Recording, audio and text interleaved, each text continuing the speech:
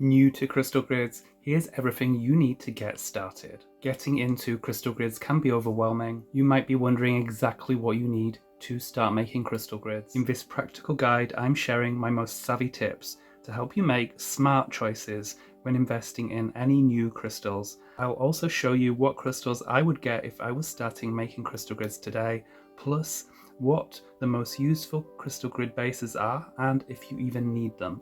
Hi, I'm Ethan Lazzarini and I've been teaching people how to work with crystals and make crystal grids for 10 years. I'm also the author of 4 crystal healing books, including the best-selling book series Crystal Grids Power. If you're new, I don't recommend you buy lots of crystals straight away, as you might be buying a bunch of crystals you don't actually need. When you look through a crystal grid book, it can seem like you need all these crystals shown, but I like to see crystal grid books more like a recipe book. You wouldn't buy a cookbook and go out and buy all the ingredients you need to make all the recipes in the book, would you? And just like a cookbook, you can pick specific recipes from your crystal grid book to make a crystal grid that matters most to you, rather than stocking up on all these crystals that you might need in the future. So what exactly do you need to get started? There are some crystals which are so versatile that you can use them in any crystal grid. And unlike ingredients for a cake, crystals can be reused again and again in other crystal grids. That's why it's best to start with the following crystals. And you might have a few crystal grids that you want to do straight away, but I do recommend that you stick to one crystal grid when you're beginning. What is the highest priority for you right now in terms of your intention? Which crystal grid is going to be the most helpful for you where you are now in your life? Focus on the grid that resonates most with your needs right now, whether it be healing, manifestation, protection, and then see what crystals you need in the grid and invest in those.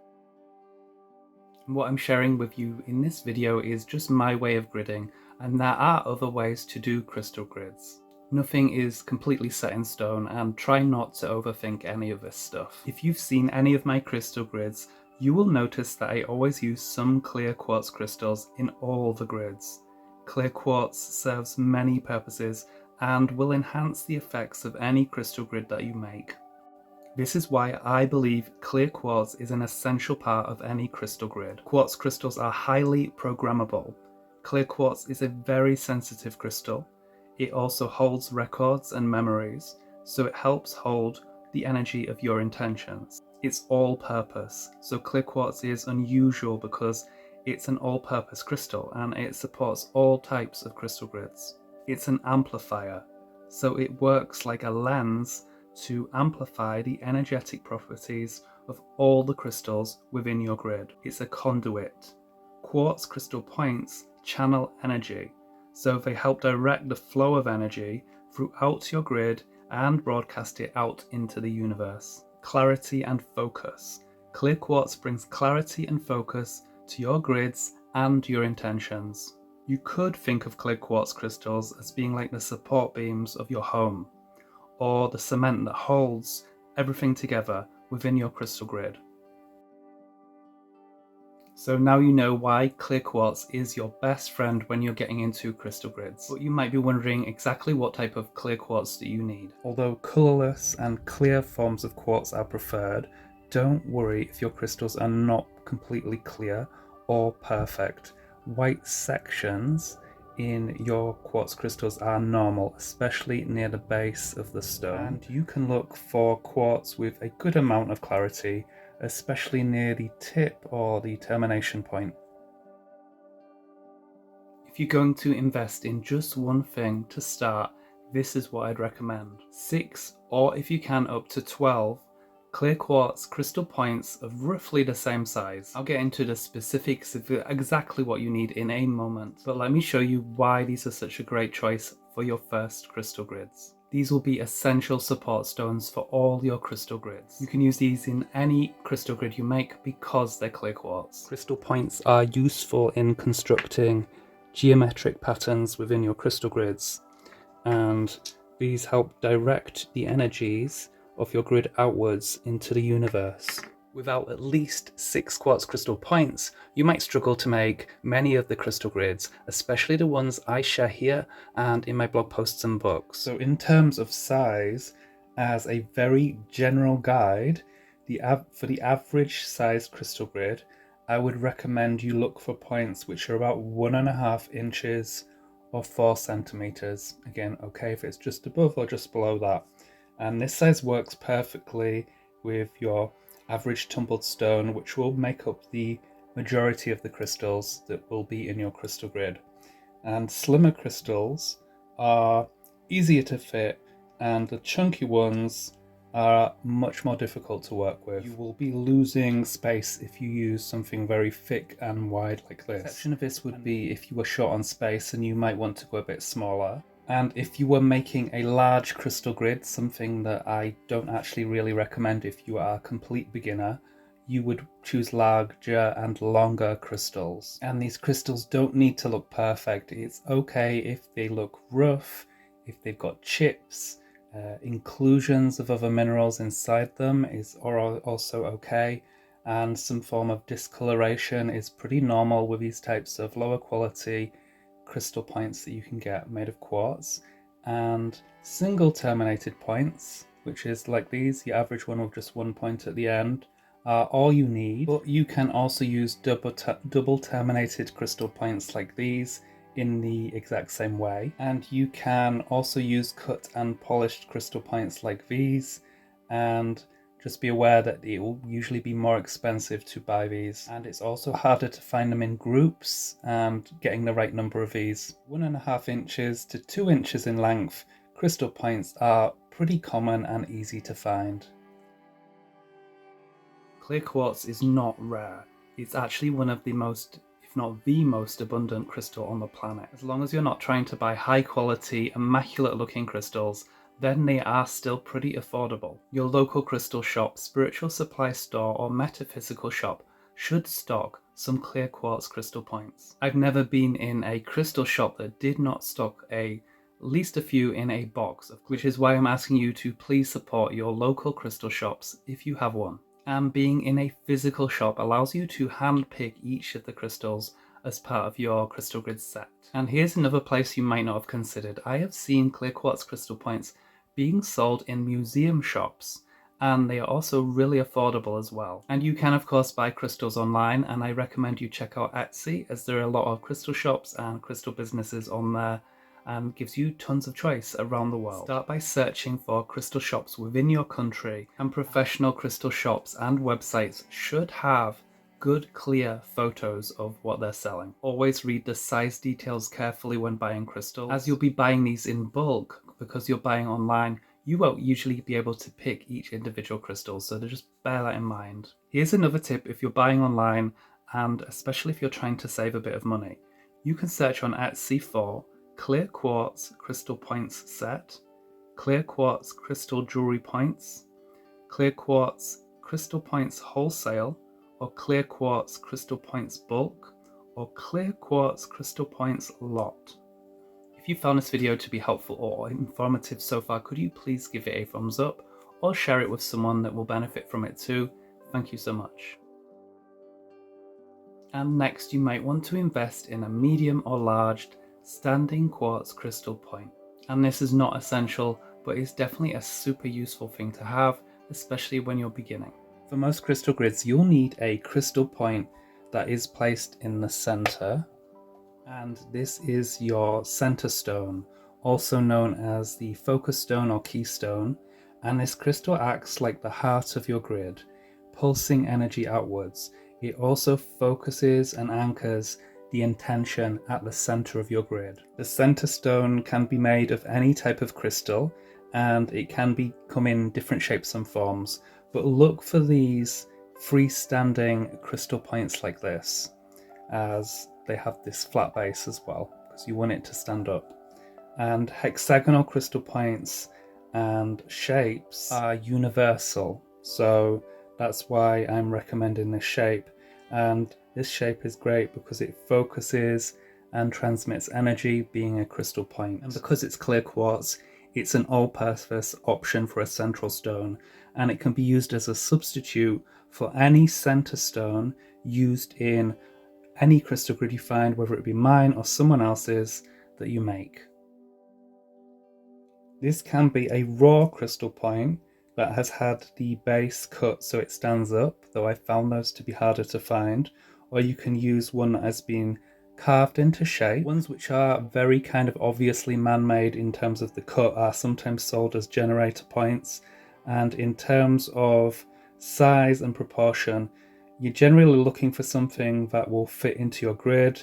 It should be the most prominent stone in your grid, so here not so much. It's okay though. This one has got a little more impact, so I prefer that for this grid. So something that is going to work with your other crystals. As a rough guide, you might want to get one which is at least an inch wider or 2.5 inches tall, as that's going to be suitable for most average size crystal grids. And larger crystals do have a bit more impact energetically, but there is no need to go crazy, especially as a beginner.